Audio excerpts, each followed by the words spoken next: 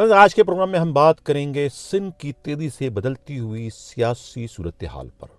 पिछले 48 घंटों में जो है वो दो बहुत ही बड़े सियासी धमाके हुए हैं, बहुत ही बड़े सियासी धमाके, जिसमें एक खुद जामशोरो डिस्ट्रिक्ट के बोला खान के बेताज बादशाह, वहाँ के डॉन और वहाँ के बब्बर शेर मलक असद सिकंदर को एक बार फिर घेरने की कोशिशें जो है वो पाकिस्तान पीपल्स पार्टी के हाई कमान की जानिब से शुरू कर दी गई है। और उसकी इब्तिदा जो है ख़ुद मलक असद सिकंदर के सबसे बदतरीन मुखालिफ उनके अपने कज़न मलक चंगेज़ को दोबारा से जो है मैदान में उतारा गया है। उन्हें दोबारा से पाकिस्तान पीपल्स पार्टी में शामिल कर लिया गया है और उनके आते ही जो है ख़ुद जामशोरो डिस्ट्रिक्ट के कुछ 74 ऐसे पुलिस वालों की तब्दीलियां कर दी गई हैं जिनकी पोस्टिंग थाना बोला खान और थाना नूरियाबाद और उससे मुतल्लिका चौकियों पर थी, जो सब के सब मलक असद सिकंदर के वफादार बताए जाते हैं। इन्हें क्यों तब्दील किया गया, इस पर भी आज के प्रोग्राम में हम डिटेल से बात करेंगे। और क्या अब के बार मलक चंगेज़ जो है वो अपने बदतरीन मुखालिफ बोला खान के बेताज बादशाह, वहाँ के बबर शेर मलक असद सिकंदर को नॉकआउट करने में कामयाब हो जाएंगे या नहीं, इस पर मुल्क के मुमताज़ सहाफ़ी इमदाद सोमरो से हमारी बात हुई। उन्होंने क्या कहा वो भी प्रोग्राम में शामिल करें। लेकिन सबसे पहले इससे भी जो बहुत बड़ा धमाका हुआ है वो है ख़ुद बिलावल हाउस के तर्जुमान, वहाँ के स्पोक पर्सन, वहाँ की मीडिया सेल के इंचार्ज सुरेंद्र वलासी का बतौर एहतजाज अपना इस्तीफ़ा जो है बिलावल जरदारी को पेश करना है। ये इस्तीफ़ा नहीं बल्कि एक तोप का गोला है जो कि उन्होंने फेंका है, एक इंतहाई उसूली मौक़िफ़ इख्तियार करते हुए। इस इस्तीफ़े में जो है वो बज़ाहिर तो उन्होंने जो है वो अपने हाई कमान यानी बिलावल जरदारी, फरियाल तालपुर साहिबा और सबसे बढ़कर मुफाहमतों के शहंशाह आसिफ अली जरदारी की बंद आंखें खोलवाने की कोशिश की है अपने इस एक इस्तीफ़ा के ज़रिए। इस्तीफ़ा के ज़रिए वो ये पैगाम देना चाहते हैं कि किस तरीके से वडेरा शाही जो है पीपल्स पार्टी पर इस वक्त हावी है। पीपल्स पार्टी के वडेरे जो है वो नज़रियाती जो कारकुन हैं उसे किस तरीके से ज़ख्म पहुंचाते हैं, किस तरीके से उन्हें दबाते हैं, किस तरीके से जो है उन्हें कुचलते हैं, किस तरीके से उन्हें आगे बढ़ने नहीं देते हैं। वो नज़रियाती कारकुन, वो नज़रियाती रहनुमा जो पाकिस्तान पीपल्स पार्टी को इंतखाबी महाज पर जो है वो परवान चढ़ाने का बाइस बनते हैं, इन्हें कामयाब करवाने का बाइस बनते हैं, उन नज़रियाती कारकुनों को किस तरीके से जो है वो कुचला जाता है, ये पैगाम मुज़मिर है उनके उस इस्तीफ़े में जो उन्होंने जो है बिलावल जरदारी को भिजवाया है। उन्होंने इस इस्तीफ़े में ये भी कहा है, ये भी पैगाम दिया है कि उन्हें जो है ख़ुद थरपार करके जो MPA हैं लुत्फ़ अरबाब, उनसे जान का ख़तरा है, उनकी जान के दुश्मन है, कभी किसी को भी उनका काम तमाम कर सकते हैं क्योंकि वो उनके मफादात के आड़े आ रहे हैं। वहाँ पर जो है वो मंशियात की मंडियाँ चल रही है, मंशियात का कारोबार खुलेआम चल रहा है और ये तमाम के तमाम मंशियात के अड्डों की मुबैना सरपरस्ती जो है ख़ुद पाकिस्तान पीपल्स पार्टी का वहाँ का MPA लुत्फ़ अरबाब करते हैं, जो कि साबिका जो वज़ीर आला थे ख़ुद सूबा सिंध के अरबाब रहीम के भतीजे हैं और अपनी ख़ानदान से बगावत करके पाकिस्तान पीपल्स पार्टी में शामिल हुए हैं। इस वजह से पाकिस्तान पीपल्स पार्टी उनकी ज़्यादा आवभगत करती है, ज़्यादा उनकी सुनती है और यही वजह है कि उनके ख़िलाफ़ जो शिकायत उनके अपने नज़रियाती कारकुन, नज़रियाती रहनुमा सुरेंद्र वलासी जो कि ख़ुद अक़लियती MPA हैं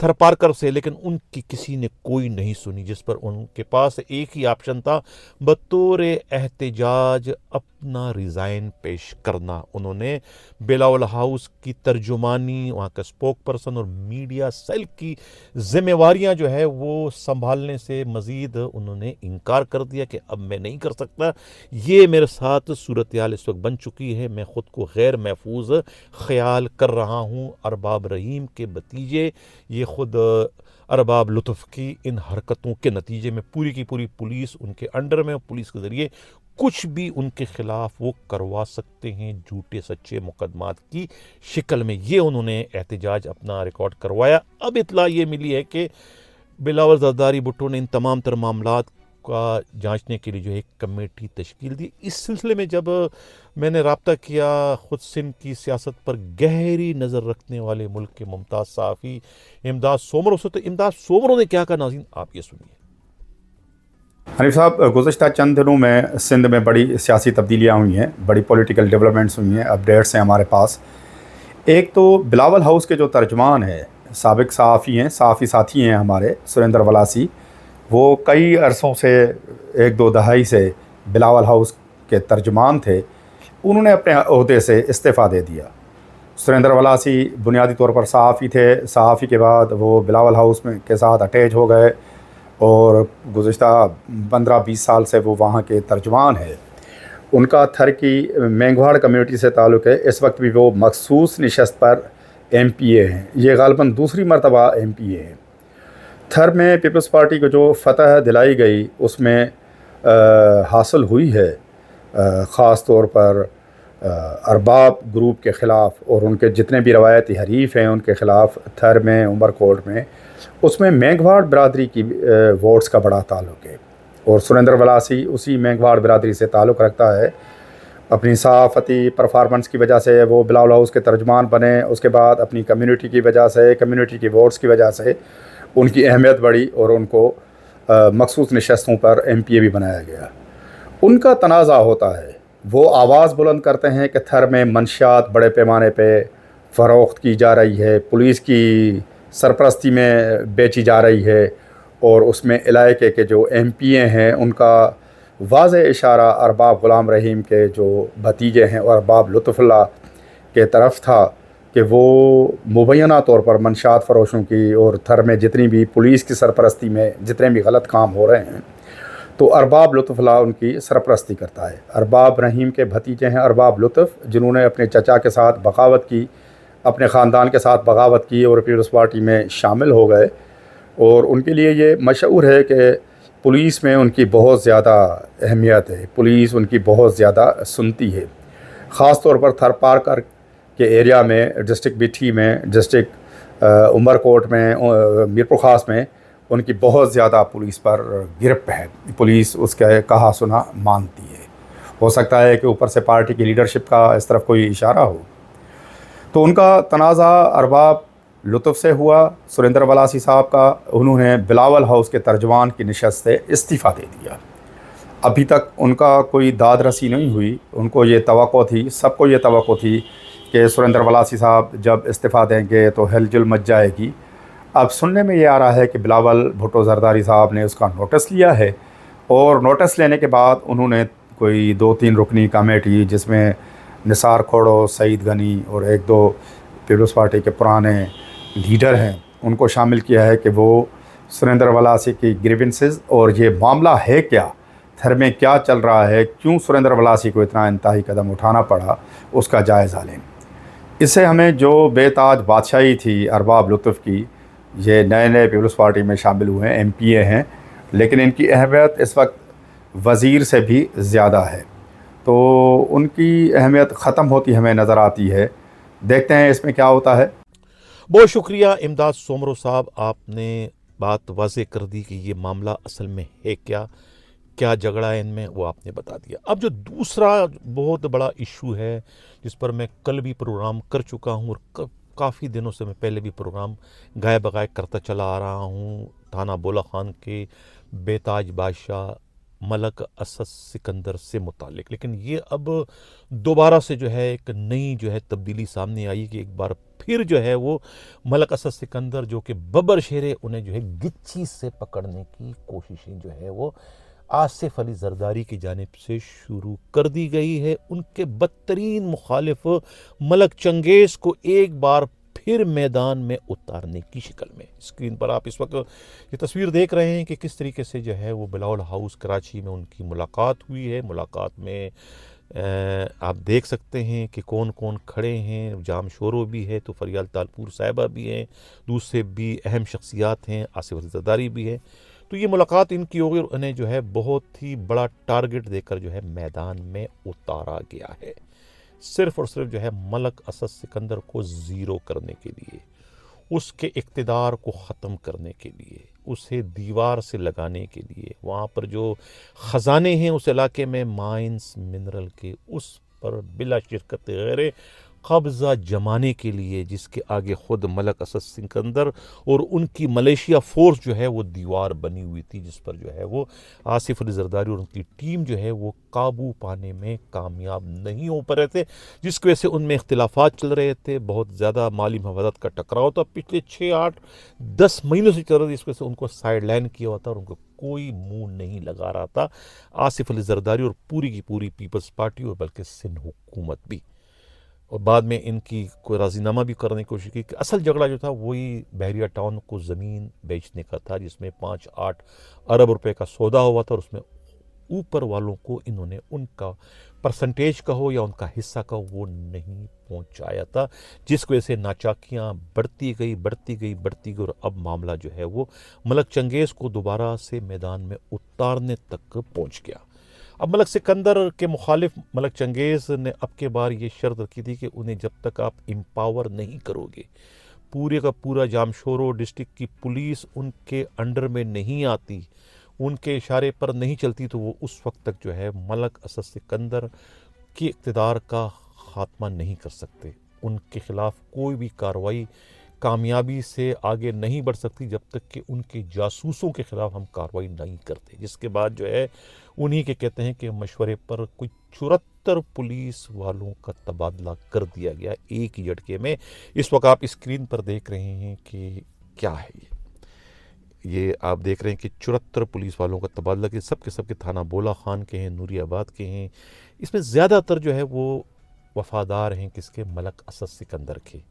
अब इनको तबादला करके जो आइंदा चलकर जो ऑपरेशन होना है, मुमकिन ऑपरेशन जो पुलिस और सिंध हुकूमत करना चाहती है मलक असद सिकंदर और उनके साथियों के ख़िलाफ़, ताकि उनकी कोई उनको पेशगी इत्तला ना मिल सके, उनके ख़िलाफ़ कोई मुखबरी ना हो सके, तो इसलिए इन 74 पुलिस वालों को तबादला कर दिया गया। इसमें एक DSP उनके बहुत लाडले थे शाहनवाज जोकियों को भी कोठरी से मोरो भेज दिया गया और अयाज अबड़ो जो उनके बहुत ही करीब हैं, बोला खान के SHO हैं, ये भी एक आध दिन में तब्दील हो जाएंगे। 2-3 और SHO हैं, उनको भी तब्दील किया जा रहा है। इस किस्म की इत्तलात मौसूल। और इस बम पर, इस धमाके पर भी मैंने जब बात की खुद मुमताज़ सहाफ़ी इमदाद सोमरों से, तो उन्होंने क्या कहा, आप पहले उनकी बात सुनिए। दूसरी बड़ी डेवलपमेंट जिसका आपने ख़ास तौर पे पूछा है कि ज़िला जामशोरो, जहाँ से मेरा भी ताल्लुक़ है, मेरा आबाई ज़िला है क्योंकि मेरा 7 से ताल्लुक़ है, तो डिस्ट्रिक्ट जामशोरो की एक बड़ी सियासी शख्सियत है जिसको कई सालों से दीवार से लगा दिया गया, मलक असद सिकंदर। जामशोरो में बड़ा मशहूर है, सिंध में बड़ा मशहूर है कि एक बड़े मलक आए, माना कि मलक रियाज आए तो मलक असद की जो शोहरत थी, छोटे मलक साहब की जो शोहरत है वो ख़त्म हो गई, उनकी ताकत ख़त्म हो गई। मलक असद सिकंदर, उनके वालिद साहब वहाँ से MNA रहे हैं, मलक असद ख़ुद डिस्ट्रिक्ट के नाज़िम रहे हैं और बिला शरकत व गैर गुज़श्ता कोई 25-30 साल से ज़िला जामशोरो उनकी गिरफ्त में है। और अगर हम उनकी परफॉर्मेंस देखें तो उनकी परफॉर्मेंस बिल्कुल ज़ीरो है। ये जो इस दफ़ा मलक चंगेज़ ख़ान को पीपल्स पार्टी के रैंक्स में लिया गया है और उनकी बाकायदा प्रोपेगेट किया गया है, मैसेज देने की कोशिश की है कि मलक असद की पोजीशन अब ख़त्म हो गई और अब मलक चंगेज़ का दौर शुरू हो गया।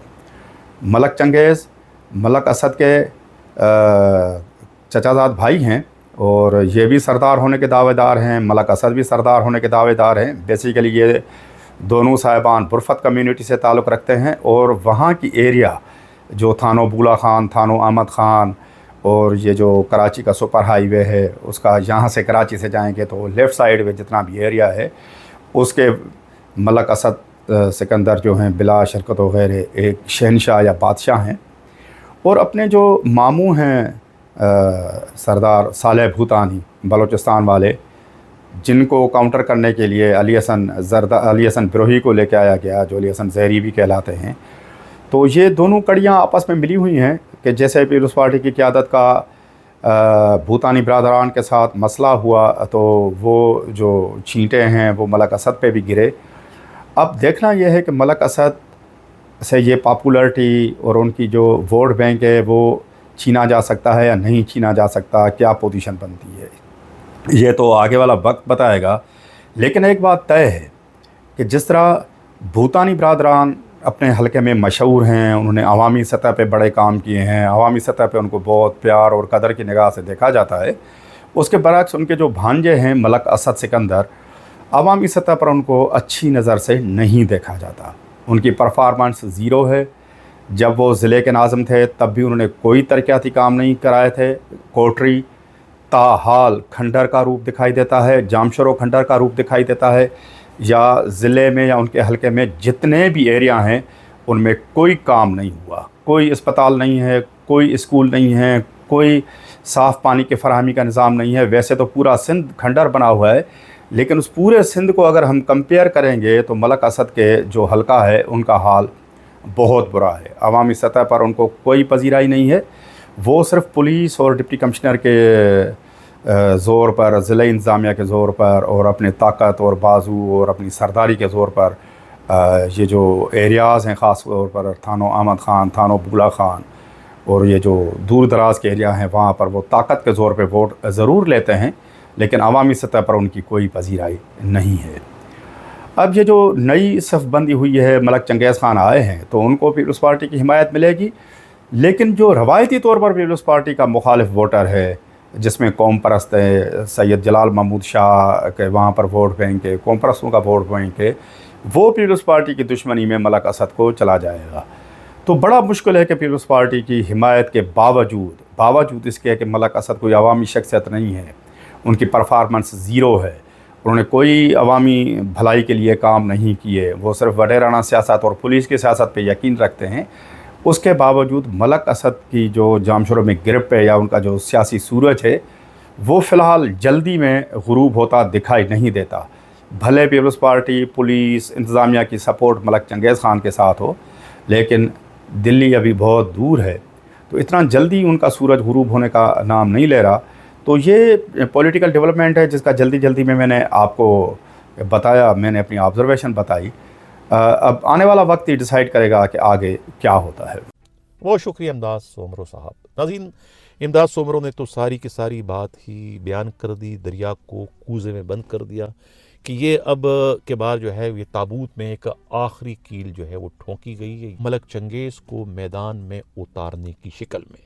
तो ये जो है अब गालिबन मलक असद सिकंदर की पाकिस्तान पीपल्स पार्टी से भी रवानगी कर दी जाएगी, नो गो एरिया बन जाएगा इनके लिए। पाकिस्तान पीपल्स पार्टी हमेशा के लिए बगैर थाना बोला खान पर जो है वह अब मलक चंगेज़ की जो है वो बिला शिरकत गैरे हुक्मरानी कायम करवा दी जाएगी। इमदाद सोमरो की जो तासुरात हैं, उनके जो ख़यालात हैं, जो कुछ उन्होंने कहा, उससे तो यही सब कुछ ज़ाहिर होता है। लेकिन सिंध के जो दूसरे सियासी दानिश्वर हैं, जो तज्ज़िया निगार हैं और ख़ुद हमारे जो गुरु जी हैं बिलावल हाउस में जो बराजमान है पीपल्स पार्टी के थिंकर हैं, उनका ये कहना है कि ये मलक चंगेज़ को पहले भी जो है कोई 6-7 बार उतारा गया है, लेकिन मलक चंगेज़ में वो विल पावर नहीं है कि वो ठहर सके मलक असद सिकंदर के आगे। बैसाखियों पर तो खड़े हैं सिंध हुकूमत की, पुलिस की, लेकिन उसके बावजूद खुद उनमें विल पावर नहीं कि वो उनका ज़्यादा वक्त तक सामना नहीं कर सकेंगे। वो बबर शहर है, अगर उन्होंने एक धार लगाई तो ये नज़र भी नहीं आएंगे। ये सियासी तज्ज़िया निगारों का कहना है, लेकिन इमदाद सोमरो की जो अपनी रिपोर्ट है वो भी अपनी जगह पर एक हकायक से लबरेज़ है। उनके पास भी अपनी इंफॉर्मेशन है कि ये अब के बार जो हुआ है तो इसमें जो है यकीनन जो है वो मलक असद सिकंदर को मुंह की खानी पड़ी, क्योंकि ये अब ताने बाने जो है वो बलूचिस्तान तक पहुंच चुके हैं, साले बोतानी तक। ये मामला साले बोतानी का है और फिर उससे जुड़े जो उनके बदतरीन मुखालिफ है अली हसन ज़हरी अलमारूफ अली हसन बरोही तक ये मामला चलते हैं। तो लिहाजा अब के बार जो है ये फैसला कुन सूरत हाल है, जो भी कुछ होगा फैसला कुन होगा। अगर मलक चंगेज़ को वहाँ बिठा दिया गया है, पीपल्स पार्टी में जो है वो शादियाने बजाकर उन्हें शामिल कर दिया गया है, तो फिर यकीनन पीपल्स पार्टी के हाई कमान ने सबसे बढ़कर आसिफ अली जरदारी ने कुछ सोच कर उन्हें दोबारा पार्टी में शामिल करवाया होगा, क्योंकि अब के बार वो भी जो है मलक असद सिकंदर से जो है वो हमेशा हमेशा के लिए अपना पीछा छुड़वाना चाहते हैं। यही वजह है कि अब के बार मलक चंगेज़ को दोबारा से शामिल कर दिया और उन्हें एम्पावर कर दिया, और उनके आते ही जो है बहुत बड़ी तब्दीली जो है पहली बार जो है वो जामशोरो डिस्ट्रिक्ट में 74 पुलिस वालों को तब्दील करने की शक्ल में देखने को मिल रही है। वो 74 पुलिस वाले जो कि सब के सब मलक असद सिकंदर के वफादार थे अपने पुलिस डिपार्टमेंट के मुकाबले में, उनके लिए मुखबरी करते, तनख्वाह गवर्नमेंट से लेते थे, लेकिन काम वो मलक असद सिकंदर का किया करते थे। इसलिए इनको तबादला करके जो है वो हाथ पांव काट दिए किसके, मलक असद सिकंदर और उनकी पूरी की पूरी टीम के। ये कहना है खुद सियासी तज्जिया निगारों का। ये था आज का हमारा प्रोग्राम। दो अहम तरीन जो तब्दीलियाँ थी सिंध की सियासत के हवाले से, जिसमें हमारी बहुत ज़्यादा रहनुमाई की मुल्क के मुमताज़ सहाफ़ी इमदाद सोमरों ने। मैं उनका तह दिल से मशकूर हूँ और उम्मीद है कि वो आइंदा भी गायब बगैब भी जो है वो हमें सिंध के सियासी मामलात पर जो है वो हमारी रहनुमाई करते रहेंगे। इसी के साथ नाज़रीन इजाज़त चाहता हूँ। अल्लाह हाफिज़।